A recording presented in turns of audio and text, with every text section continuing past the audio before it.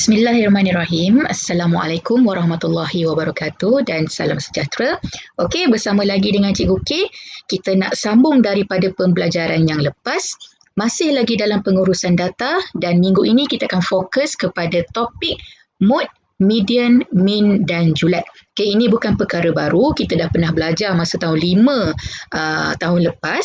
Jadi, kita nak ulang kaji sikit apa maksud setiap satu bahagian ni. Okey, jadi dalam pengurusan data macam yang cikgu cakap tadi, kita ada 4 bahagian. Kita ada mode, kita ada median, mean dan julat. Okey, jadi mode kita ulang kaji sikit. Apa itu mode? Mode adalah kekerapan tertinggi. Maksudnya data yang kerap berulang. Dia banyak kali keluar data tu. Okey, nanti kita akan tengok contoh-contoh untuk mode ya. Okey, median maksud dia kalau nak senang ingat, median ni daripada perkataan middle.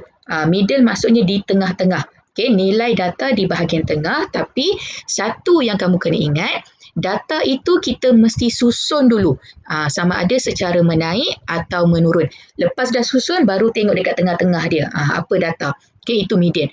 Okay, mean adalah nama lain bagi purata. Cikgu rasa masa tajuk tafsir data hari tu ada contoh macam mana nak cari purata ataupun mean. Okey, dan julat adalah cara kita mencari nilai maksimum ataupun data yang tertinggi kita tolak dengan nilai minimum ataupun data yang terendah. Ini senang je. Cari je nilai yang paling tinggi, tolak je nilai yang paling rendah, kita akan dapat julat. Okey, jadi selepas ini kita akan tengok beberapa contoh untuk kita nak cari keempat-empat benda ni. Okey, jadi kita jangan buang masa, kita tengok contoh yang pertama.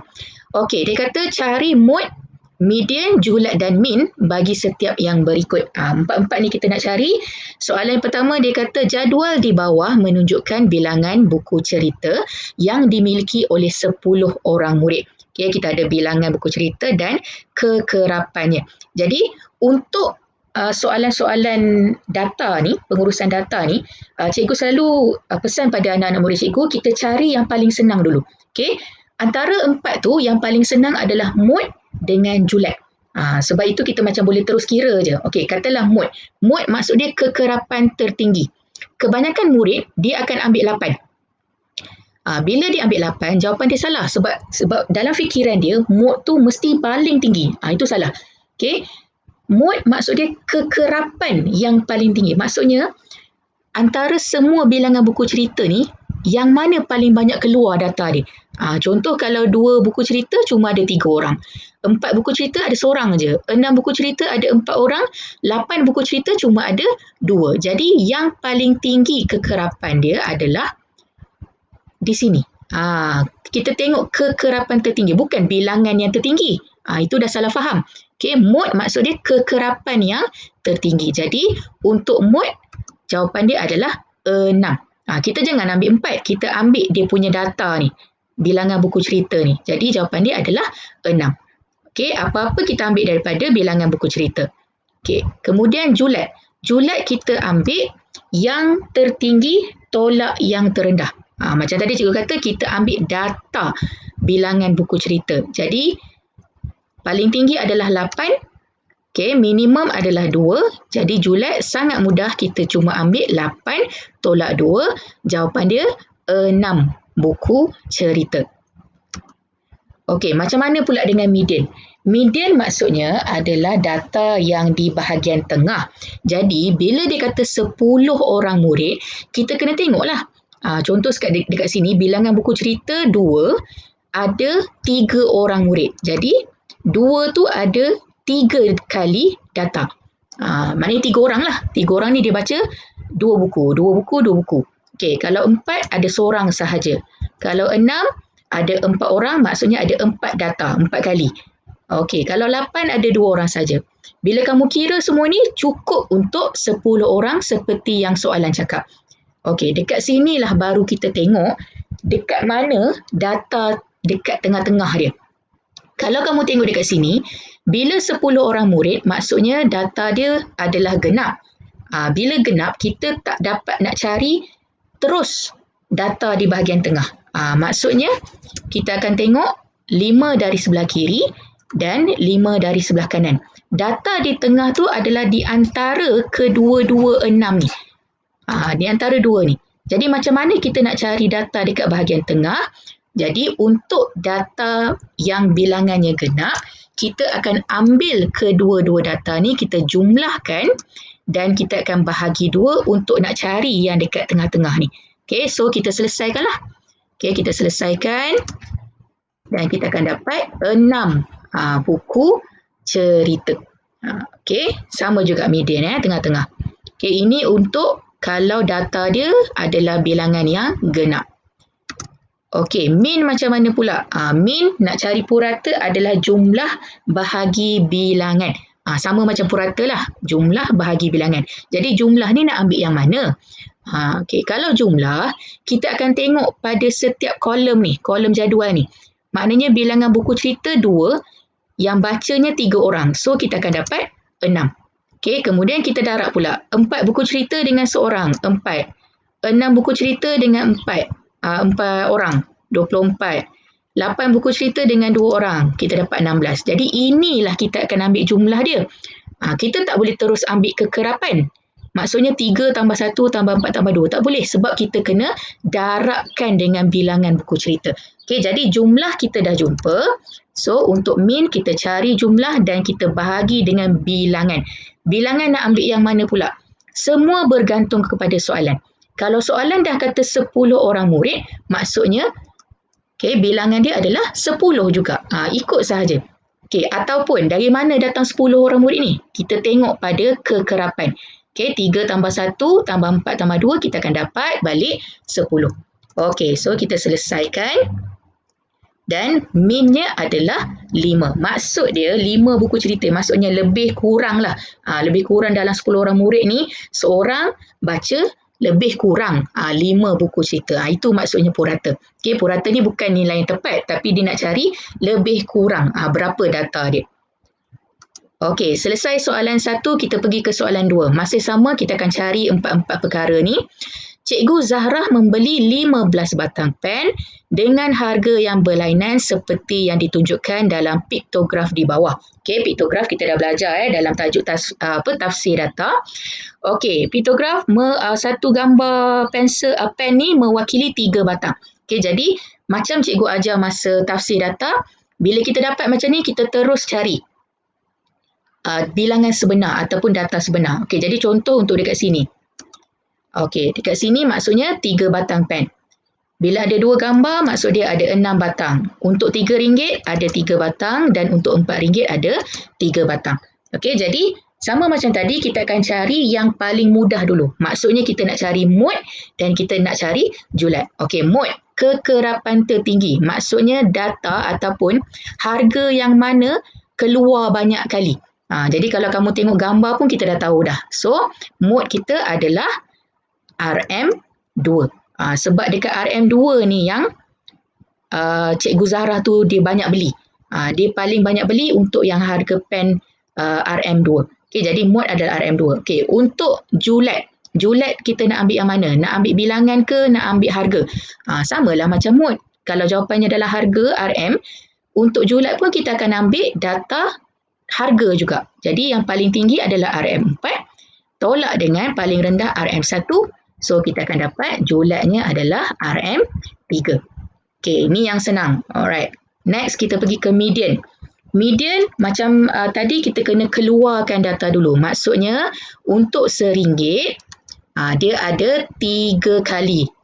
Jangan tengok gambar sebab dia kata gambar ni mewakili 3 batang. So, kita akan ambil data yang sebenar lah. Untuk RM2, dia keluar 6 kali. Maksudnya, dia beli sebanyak 6 batang. Cikgu Zahra tu. Yang harga RM3 dia beli 3 batang pen. Yang harga RM4, cikgu tu dia beli 3 batang juga. Semua bergantung kepada gambar ni, piktograf ni. Nak cari median, kita nak cari yang di tengah-tengah. Kamu tengok, bila dia kata 15 batang pen, maksudnya data itu adalah nombor ganjil. Kalau nombor ganjil, kita boleh terus jumpa yang di bahagian tengah. So, bila kita dah jumpa, kita tak payahlah main bahagi-bahagi macam tadi. Yang bahagi-bahagi tadi, kalau data dia genap. Okay, sebab kita tak dapat jumpa terus yang tengah-tengah. Tapi bila data dia ganjil, contoh macam ni 15, maknanya 7 dari kanan, 7 dari kiri. Tengah-tengah tu kita dah boleh jumpa dia punya median. Jadi tak payah kira apa-apa, kita boleh terus jawab. Median dia adalah RM2. Masih lagi dalam harga unit wang. Okay, alright. Jangan jawab 2 batang pen pula. Okay, RM2. Okey, untuk min purata, jumlah bahagi bilangan. Sama macam tadi, kita tak boleh terus ambil data, kita kena darabkan. Contoh, 1 RM1 darabkan dengan 3 batang pen, kita dapat 3. RM2 darab dengan 2 ni. Okey, contohlah. Alright, sini RM3. Ini sebab ada 6 batang, kita darabkan dengan RM2. Okey, RM12. 3 batang pen darab dengan RM3, RM9. 3 batang pen darab dengan RM4, RM12. Dekat sini baru kita jumpa dia punya jumlah. So, kita akan jumlahkan data-data itu dan kita akan bahagi dengan berapa? Bilangan. Bilangan, sekali lagi cikgu kata kita tengok balik pada soalan. Kalau dia kata 15 batang pen, maksudnya bilangan tu pun 15 juga. Okay, jadi kita cari jumlah. Okey, kita bahagi seperti biasa. Jadi lebih kurang sebatang pen tu harganya adalah RM2.40.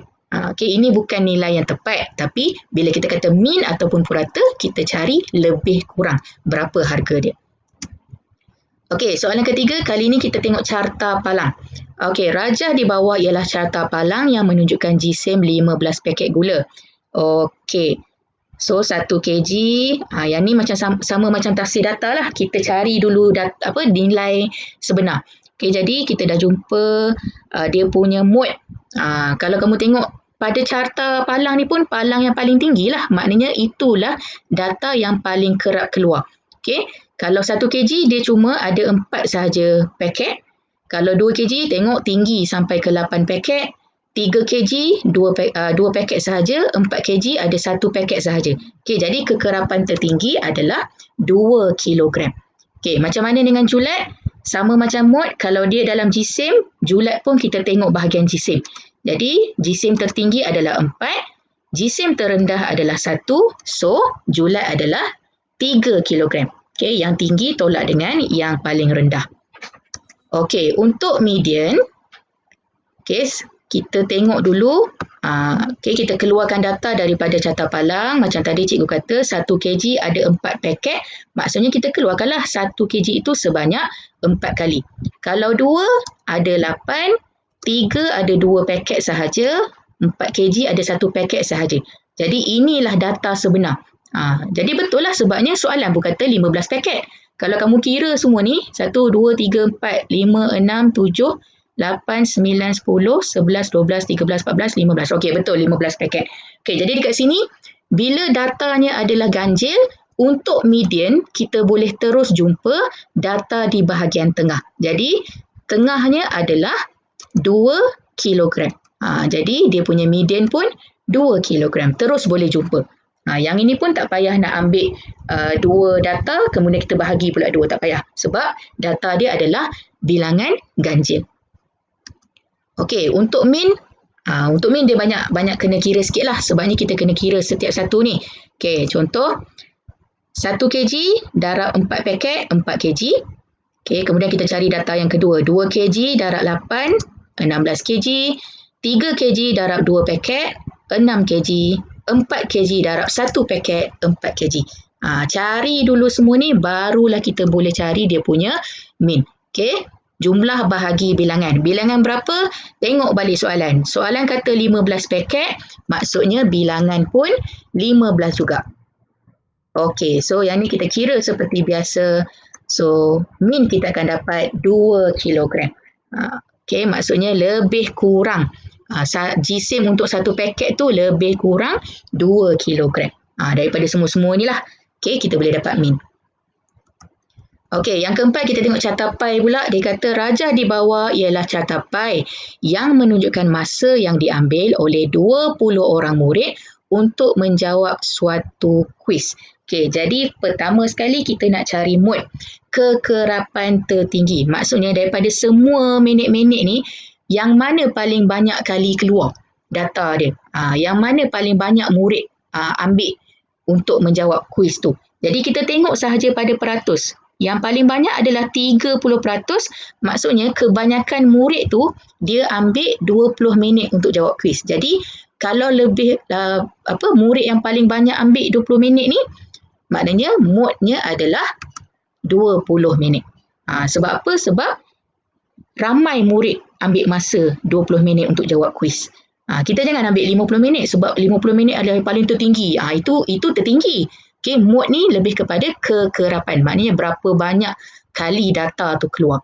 Okey, mod selesai. Julat, kamu tengok mod dalam minit, jadi julat pun mesti dalam minit. Okey, yang tertinggi adalah 50 minit, yang terendah adalah 20 minit. Jadi kita cari beza untuk dapatkan julat sebanyak 30 minit. Dua ni cikgu rasa dah tak ada masalah lah. Okay, dah expert dah kan? Okey, median pula. Alright, median kita nak cari yang tengah-tengah. Okay, so kita cari dulu bilangan murid bagi setiap satu. Macam mana nak cari bilangan murid? Cikgu dah tunjuk contoh pada video tafsir data. Jadi kamu boleh rujuk balik video itu macam mana nak cari bilangan murid daripada cartapai ni. Jadi contoh 30% kita akan darablah dengan 20 orang. Sebab tu cikgu dapat 6 dekat sini. Okay. Yang ini pun sama juga. Kita ambil peratus. 25% kita darabkan dengan 20, kita dapat 5. Kemudian 25% kita dapat 5, sama juga. 20% kita akan dapat 4. Jadi betul lah 6 tambah 5 tambah 5 tambah 4, kita akan dapat balik jumlah asal 20 orang murid. Okay, kenapa cikgu cari dulu? Sebab kita nak cari median. Bila kita nak cari median, kita nak tengoklah. Katalah contoh 20 minit ni berapa orang yang ambil masa 20 minit? 6. Jadi, kita keluarkanlah 20 minit tu sebanyak 6 kali. Okey, 30 minit pula 5 orang je. Okey, keluarkan 5. 40 minit pun 5 murid. Keluarkan untuk 5 murid tu. 50 minit 4 murid yang ambil masa. Kemudian kita keluarkan 50 ni. Jadi kalau kamu tengok nilai penuh dia adalah 20. So itu adalah data bilangan genap. Jadi kalau genap ni kita kena ambil di bahagian tengah tu dua benda lah. Okay. So kita nak cari yang tengah-tengah dekat tempat kosong ni. So kita akan ambil dua-dua ni. Kita akan ambil 30 minit dengan 30 minit ni.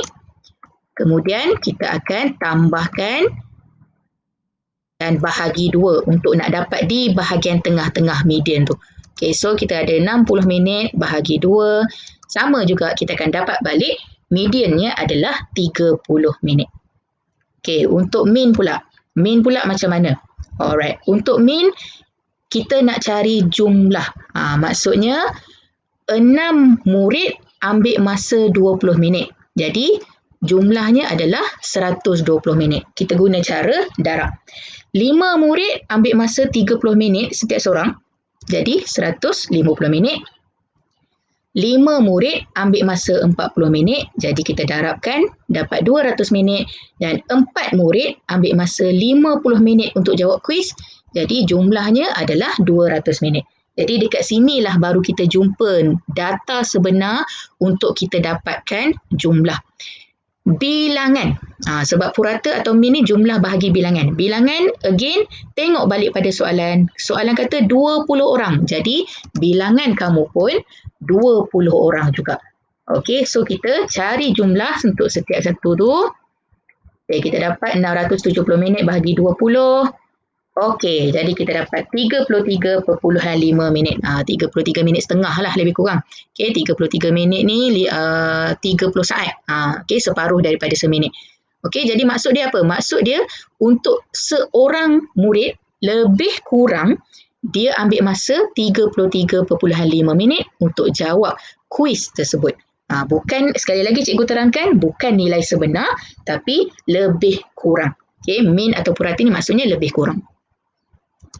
Okey, jadi cikgu harap kamu boleh faham dengan penerangan tentang mod, median, julat, dan min.